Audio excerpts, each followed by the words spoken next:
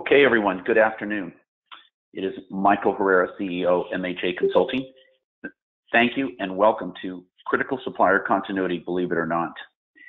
In 2017, MHA has been involved in a number of supply chain risk management assessments. And I will tell you, this is still the area, even in the programs that we manage and or work with, that still this is an area that there's significant exposures, risks, and it's been a very difficult area for many business continuity offices to put their arms around and not only deal with their own internal procurement, purchasing, or risk management folks that handle supply chain and or deal with their suppliers. So this is still an area that needs a lot of work, that there's still exposures, and I think over time it will develop, but still, in my opinion, looking at what we've looked at today, is still in its infancy. In today's presentation, I will not read every line. I'll make sure that I cover in a summary approach with the hour that we have, but this information is there for you to read and to have after our presentation. Thank you. Real quick company background on MHA. Been in business now for 18 years. Started with just myself. Prior to starting MHA, I was a regional vice president with Bank of America with regional responsibilities. And since that time in 1999, I've taken MHA from just myself to now being a global boutique consulting firm focused on business continuity planning.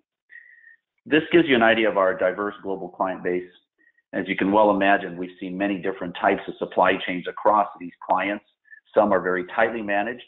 Some are still, again, trying to just understand who all their suppliers are, let alone to try to identify, are they critical? What level of business continuity plan do they have?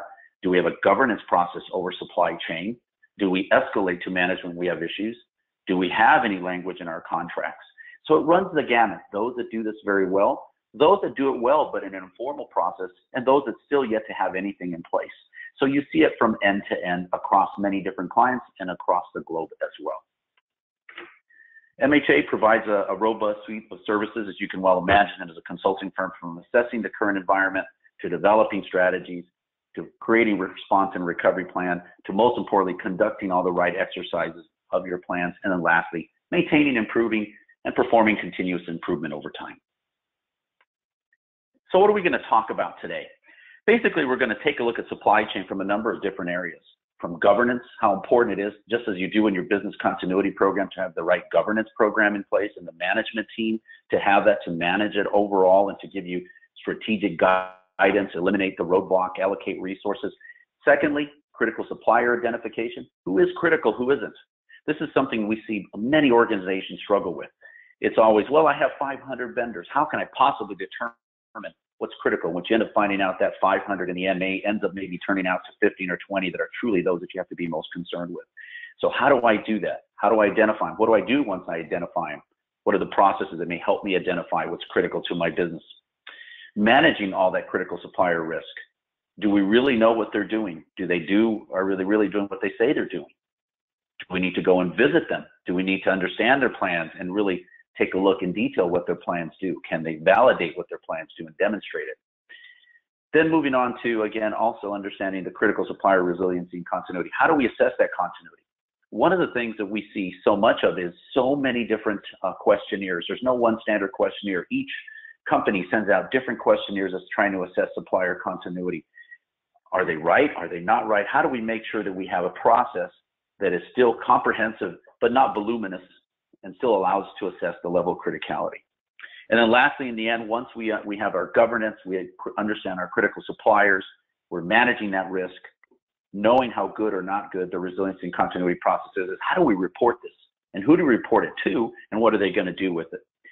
That is so important, because in the end, you do want something to be done about any exposures or risks you identify in your critical suppliers and or before you do have a disruption in one of their services that impacts you critically. So that's our agenda for today. Let's first talk about governance.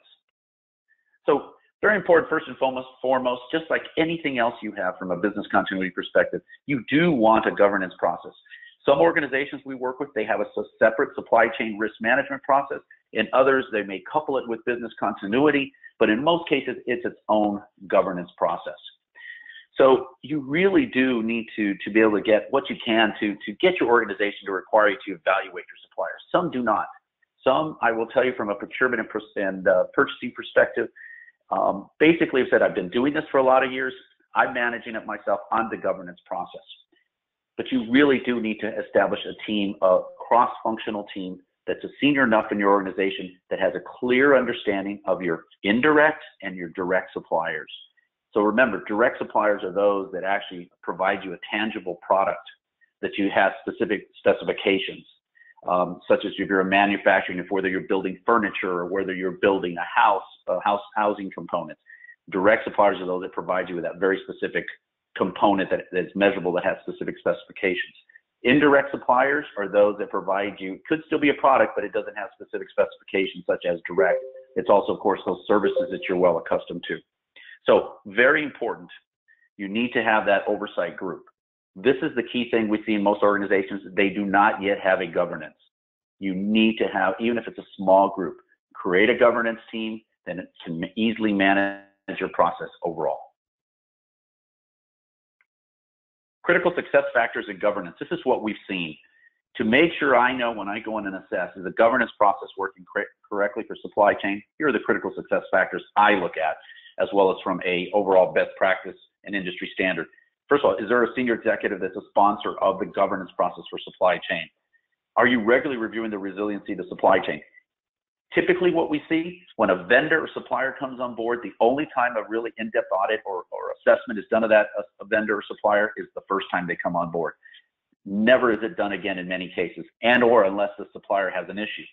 So you really, that's one of the success factors. Somebody regularly reviewing the resiliency of the supply chain and the suppliers that make that up. Also on your team, do even the oversight team members that are part of it know what they're supposed to be doing as part of the supply chain risk management. They're there to evaluate what's happening, to help you remediate those issues so you can reduce the risk across your supply chain. Is there some form of strategic direction of the program? Has it been defined, not been defined? Do you have good enterprise level policy? So important, and this should all be tied back to your governance process and integrate with your business continuity management program. If it doesn't, there's going to be a breakdown. In most organizations, like I said, and the ones that are at least doing it well, it may be informal, but it's not tied back formally to business continuity. There's still that separation, whereas going forward in today's world, we really need to be integrated. Supply chain risk management needs to be thoroughly integrated with business continuity management and rely on each other for information and data that will make it successful and minimize the most risk. So in the perfect world, here's what governance looks like for supply chain risk management. You have a senior executive sponsor. You have a good cross-functional management team that looks at this on a regular basis, really understands it in a concise way in order to really identify where are the most critical risks and exposures, how do they need to be fixed, what needs to be taken to senior management, further escalation or procurement or purchasing in order to revise contracts. Yet many people are afraid to do that. So just remember, we need a good cross-functional team that can go out and take these actions.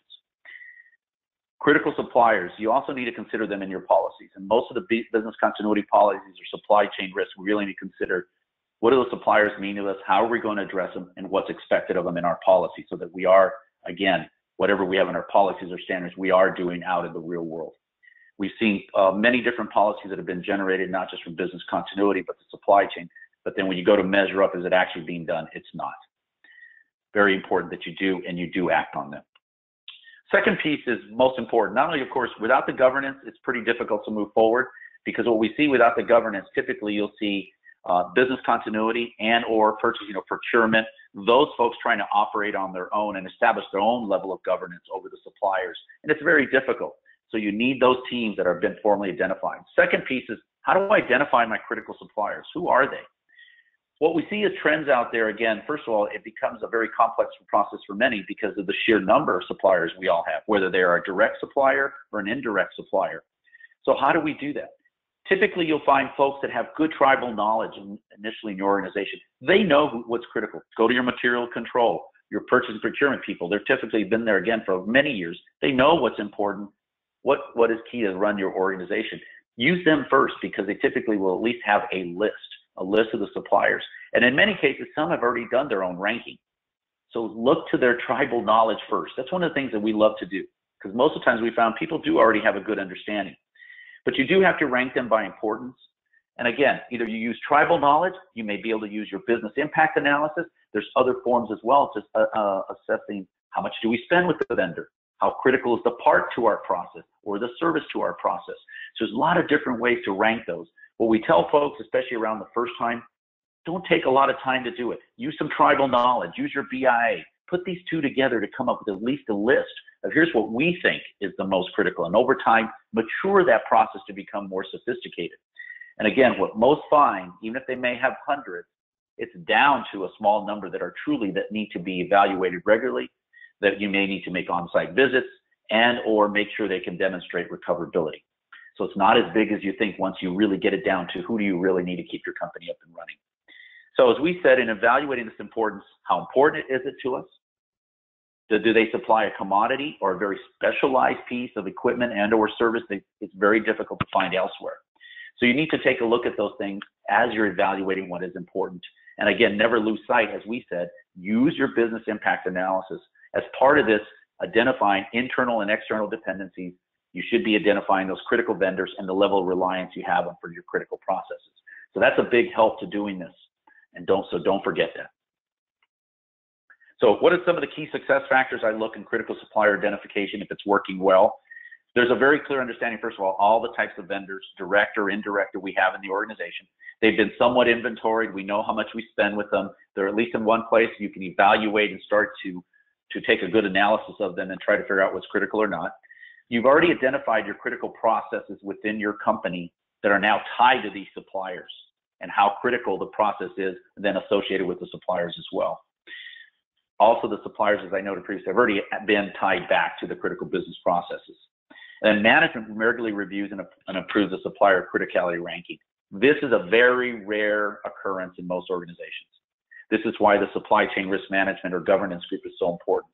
This should occur on a regular basis so that as suppliers change, add, change, or delete, this supplier criticality ranking is continually kept up to date.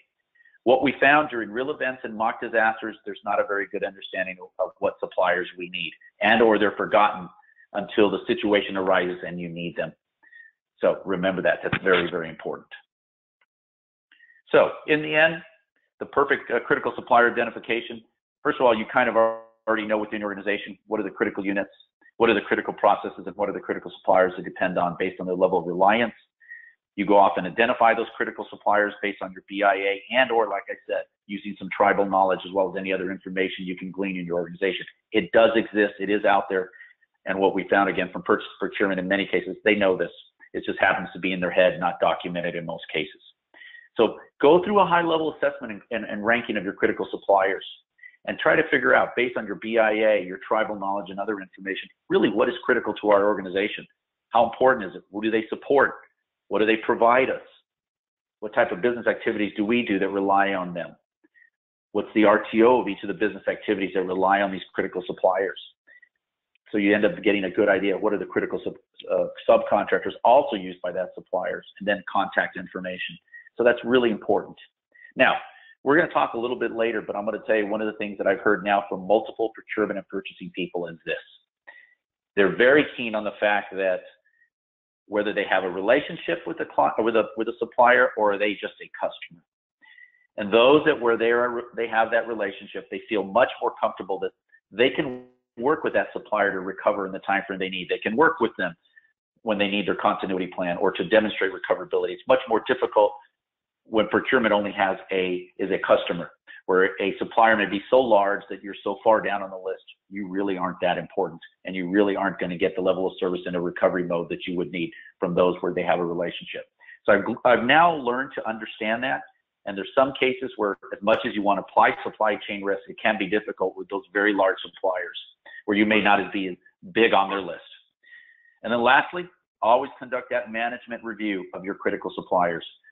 A lot of times, unless you have a governance group, nobody wants to do this dirty work. Nobody wants to look at that small list that you've gotten down to the critical suppliers, but it's so important because once you have that list of suppliers, you then can move to the threat and risk assessment of those critical suppliers.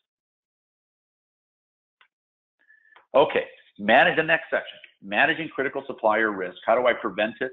How do I mitigate it? How do I make sure that I can recover if something happens? So once you've been able to get your governance in place, once you've been able to identify what are my critical suppliers and got it to a manageable list, this is very, very critical. Can I go out and do a high-level threat and risk assessment across that supply chain of vendors? Do I really know where they're at? What could be affected from a natural, man-made, or technological event? Also, on those critical, what about how good is their level of security at the critical suppliers I have? Their cybersecurity. Do they have a stable workforce? Are they encountering any financial impacts, economic conditions? One of the best I've seen recently is where each year, this informal supply chain risk management governance group, they look at their critical direct suppliers and they go through this process on a high level. Which ones are in hurricane areas? Which ones have been hit before by other events? What are the economic conditions or global conditions in the world, and how will it impact those that make glass for us or those that provide other specific components? As they said, they've gotten so good on it, it no longer takes days. They're able to get through this in about a half day or day.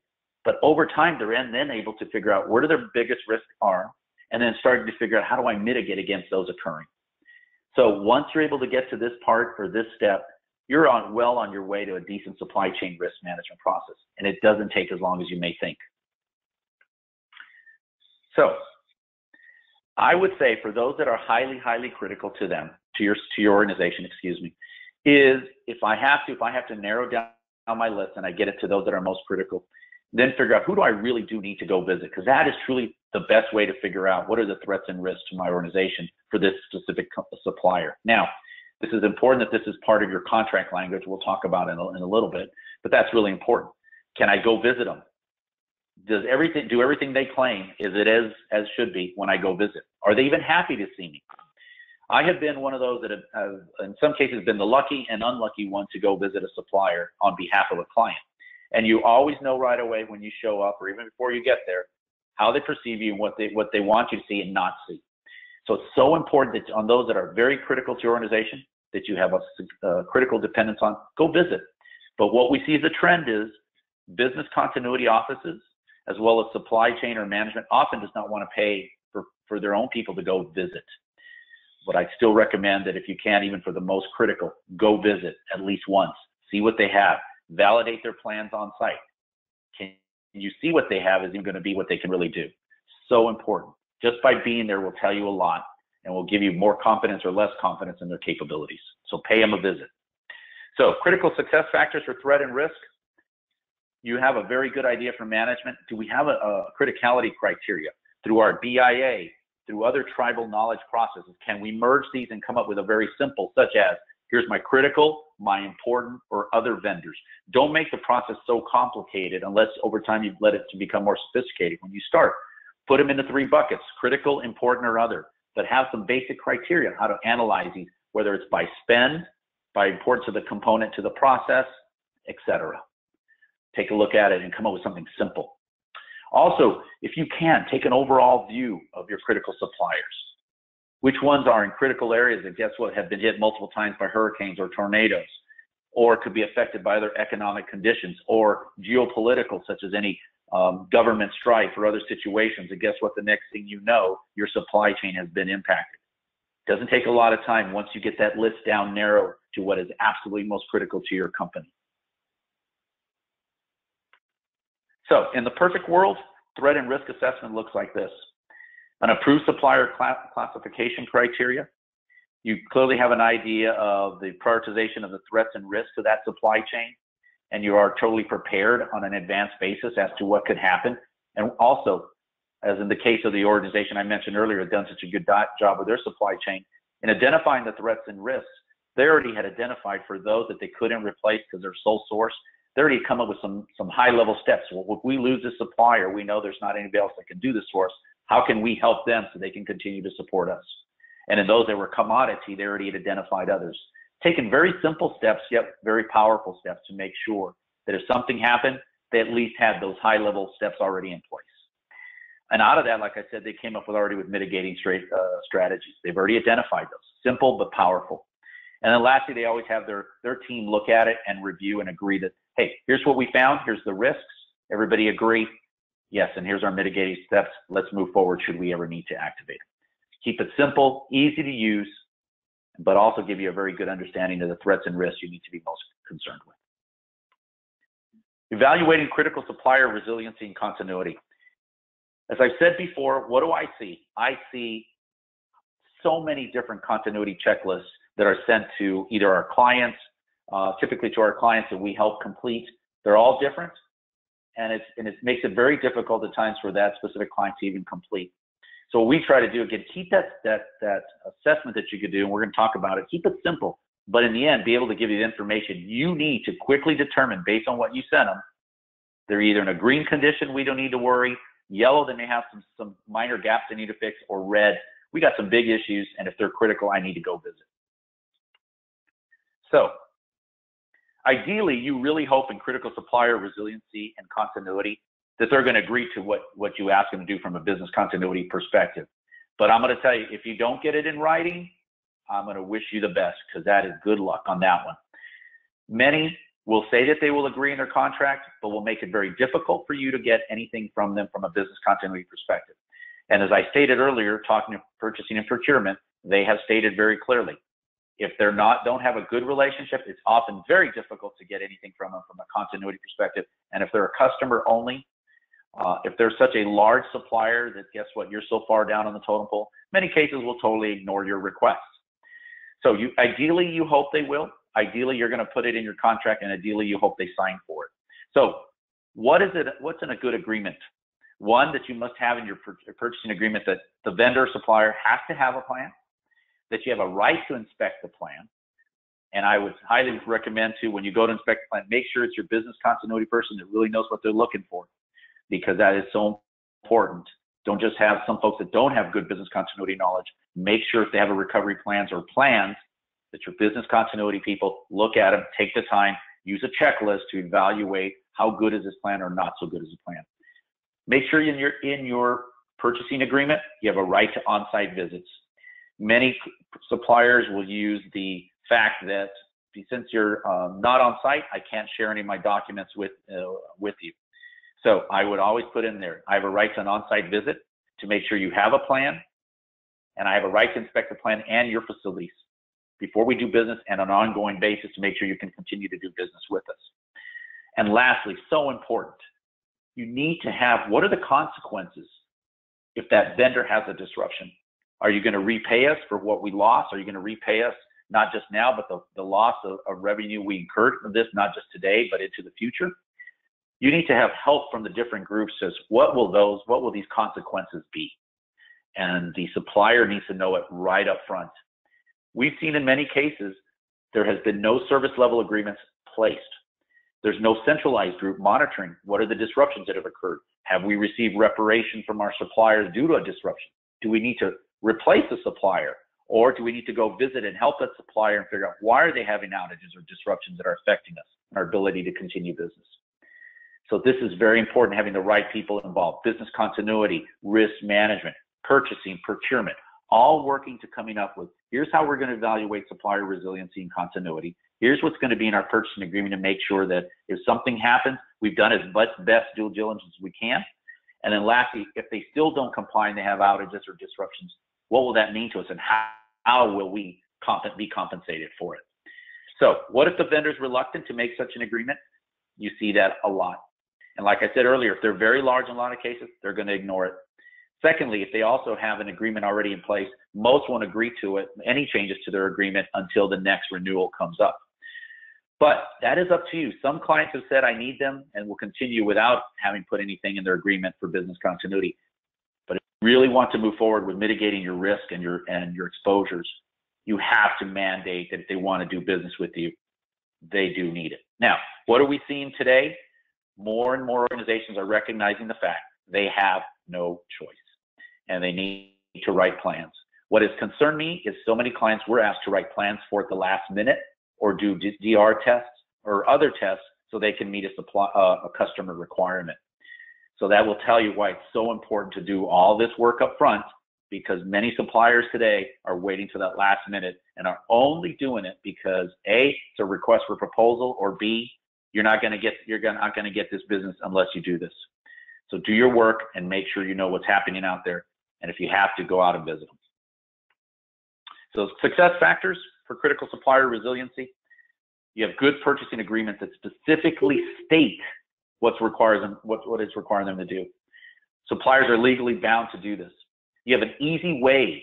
I highly recommend. Can you keep this down to 10, 20 questions to quickly evaluate, do they have a good business continuity program or not? Regularly audit them. Don't just audit them the first time they come into your organization. Look at who needs to be looked at maybe every 2 years based on their criticality, or those that are highly critical, maybe it's every year, year and a half. But don't just audit them once. Things change. Plans aren't updated. Tests aren't conducted. Make sure it's a regular process. So important. Also, do you know how to communicate with that supplier? We've been in cases where business continuity or others who need to know this information don't know who to communicate with the supplier. Who's my point of contact if something happens? Who do I contact just to get updated documents, etc.? This is typically kept in procurement and purchasing, and in many cases not spread throughout the organization. That's important that you know that. Know who I need to contact if something happens. And over time, your business continuity process should incorporate this as part. Supply chain is part of your overall process. There should be a connection point that you know what's happening. Through your BIA, know what's happening now with all suppliers that support the process that you identified as critical in your BIA.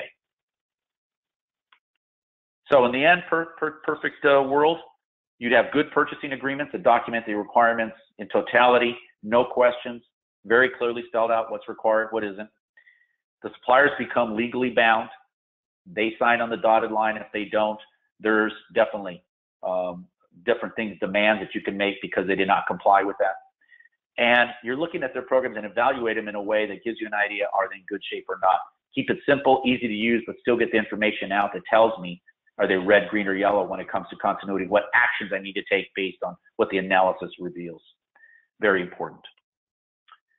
Also, audit your suppliers on a regular basis, not just one time, as we see so often.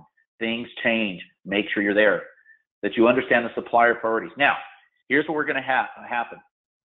Smaller suppliers are often more willing to work with you with your recovery time objective. Larger organizations, it clearly depends on how much do you spend with them. What's your relationship with them? You may not be on that recovery timeline that you want them to be. You may be down the line because you're not their biggest customer.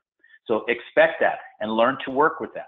And very importantly with that, learn to tell your management, they're not going to recover for us in the time frame we want. Expect that. You may over time, again, we'll see these gaps either shore up or get bigger depending on the suppliers you use. Make sure you have good communication channels with all of your vendors or suppliers. Before an event happens, that's why it's so important is once you do the threat and risk and you know where all your key suppliers are, when a hurricane's coming to an area, can you call them ahead of time? What's happening? What are you doing? All of those things you can do proactively to, again, not only establish a better relationship, but minimize your risks and exposures. And as part of being the BCM program, the supply chain, again, overall, everyone begins to work on minimizing the risk to the organization. Because in most cases, it's still siloed. Supply chain is handled by a few folks, business continuity is on the other side. In a lot of cases, there's nothing integrated between the two. Both begin to need to work together in order to minimize that overall risk from a supplier perspective. Reporting and mediation. In the end, management still wants to know. In the best organizations, what we've seen is groups that work together, identify the different concerns, exposures, or disruptions, and they report it right up to senior management. And senior management takes care of it with legal and other ways to make sure that, again, this does not impact the bottom line overall. So what do we see in reporting and remediation? Be proactive is the key rule when it comes to reporting and mediation. Don't wait. If something happens, do something about it. Get out there, get the reporting out. So keep in touch with vendors that are dealing with problems. You know, like I said, be proactive before things even hit them. Know who they are. Have those open lines of communication, which allows you then to be very proactive. You know, reach out to them if you foresee any impacts. Keep those lines of communication open. Always remember, talk to them. Work with procurement. Say, gosh, guys, you know what we need? Are there going to be any issues we have to report to our management ahead of schedule? That also builds a good working relationship with them as well. But by doing the right threat and risk assessment, you should have already been able to identify alternate suppliers if you can. Because in some cases, we've had clients where this specific client creates a very specific widget that no one else produces, and it's really hard. So your whole relationship has to change from, can I find someone else? How can I help you? Versus those that are commodity, you can identify 3, 4, 5. One of the other things that we do see manufacturing companies of all kinds attempting to do is be very similar to the automotive manufacturers, where they're able to share pieces and parts across their supply chain. Not necessarily each plant can build the same thing another plant can build, but they're able to use parts interchangeably and able to take up slack in different plants. So if something does happen, they're able to move things around, as well as how do the suppliers support them. So getting very unique in handling that.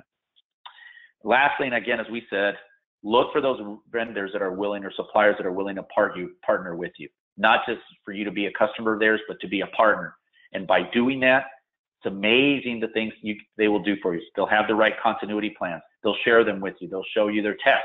They will go out and test. They won't just tell you they tested. Build that relationship versus being adversarial with them. And if that happens, I guarantee you're going to reduce your risk. So key success factors for the reporting remediation aspect of critical suppliers. You have a good, all the supplier exposures have been documented. Management knows them. They know, am I willing to accept, transfer, et cetera, on the risk? What do I want to do with that risk that you've identified for me? They know the current state of resiliency. You should already know, based on the analysis, which ones have the better programs, which ones don't, which ones need help. And then lastly, probably out of this whole thing, most importantly, is again, management renegotiates or amends critical supplier agreements. Very few organizations are doing this. Very few organizations are willing to spend the time. They're typically willing to wait till the contract runs out versus trying to amend supplier agreements, or they'll just let the supplier leave and they'll find another supplier. I would hope over time, again, management develops a solid process that, again, this becomes part of it. There's no negotiating. Either do it or we're going to renegotiate. We're going to work with you as best we can, but in the end, remember, it's your business and you need them to supply you with what you need. So what is a perfect process for reporting remediation? You've documented all the supplier exposures. Management knows these and review these on a regular basis. You know what you need to do from a remediation perspective if needed. This has been identified and the supplier knows what's required of them.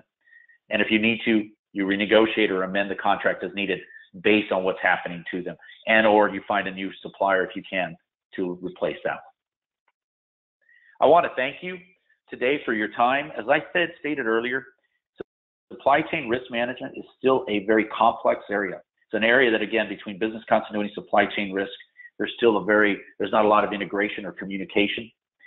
And it still, over time, is going to become very, very important. But it still is hard for business continuity to put their arms around all these suppliers, sift it down to who's critical, who isn't, identify the threats and risks that we need to be concerned with, have the right governance, the reporting, remediation, and a way to quickly and keenly identify which ones have the right continuity program in place, which ones don't. Any other questions, feel free. There's my email, as well as we'll provide the presentation for you. I want to thank you for your time today.